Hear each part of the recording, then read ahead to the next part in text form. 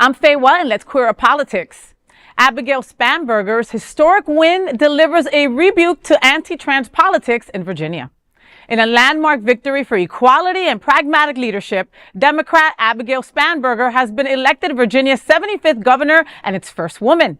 The former CIA officer and three-time congresswoman defeated Republican Lieutenant Governor Winsome Earle-Sears in a decisive race called just 53 minutes after polls closed Tuesday night. At her celebration in Richmond, Spanberger declared, quote, "We sent a message to our neighbors and our fellow Americans across the country. We sent a message to the whole world that in 2025, Virginia chose pragmatism over partisanship. We chose our commonwealth over chaos," end quote.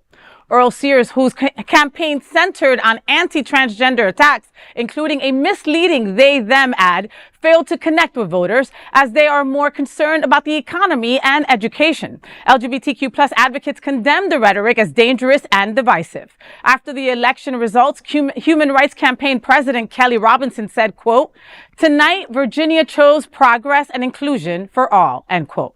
Spanberger's victory signals that compassion, not fear, defines Virginia's future.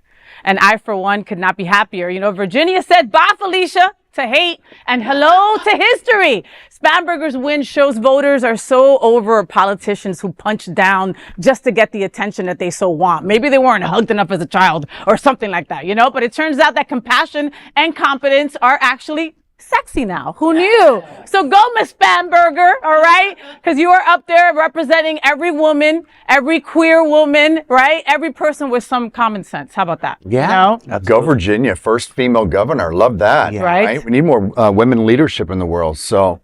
Yeah, we do. Because I was like, after this past election, and even with Hillary, I was like, what does it take for a woman to be able to win? Yeah. It's like a double standard. Exactly. And, you know, even like, let's take Hillary and Kamala Harris.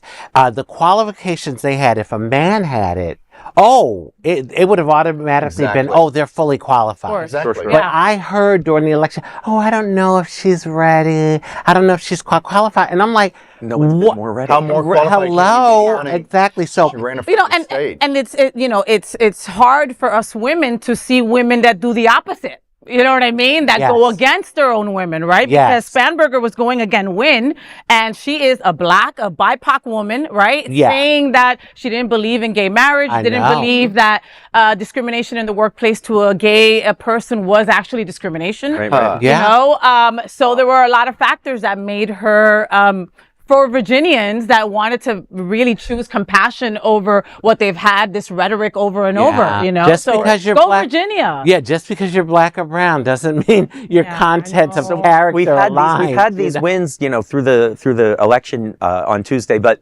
is that going to translate to, you know, the midterms? Like, that's really kind of, I hope so. I'm hoping that this spillover I'm hoping that this movement is a spillover into that. We have 1 year, Ty. We have 1 year. I know. Yeah. So it's time to build. It's time to work off of that. Take that kind of support and that strength and keep it going. Keep the wave going. Have to keep in the it going. states where you can do it, keep it going. We have do. to. I mean, all I heard during the election was the economy, the economy, the economy. Oh, when I become president, it's going to be beautiful, the economy. And look at it now.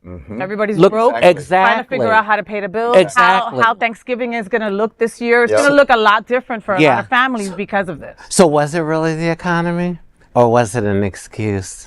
Smoke and mirrors. Smoke and mirrors. Yeah. An excuse for racism and misogyny and, Exactly. you know, all of that. Exactly. Well, so, but Virginia, what I like about Virginia, they chose progress over pettiness. And I think it's really it may be a baby step to a degree, but it's still the right direction for this country, for more female leadership. Yes. And really for civility. So I am very excited about Virginia. I'll take it, right? Yeah. And like Ty said, we got to ride this wave, yes, right? We do. We've got a year, you know. We were bitching about only having Pete Buttigieg and only having Gavin Newsom as someone to look forward to. Now we have other names in our Rolodex. I can't believe I said Rolodex. Right? Go, okay, I'm going to support these few these people because Right. they support our people. Well, I'll tell you, if they keep effing up, believe me, people are going to really go Democrat in the midterms. If things keep going the way it's going, they're going to, because there are a lot of people are already so disgusted. Yes. Yes. And so I think this was a reflection of that. Look here. So let's see, Ty. I hope see. that it continues to build. Yeah. Yep.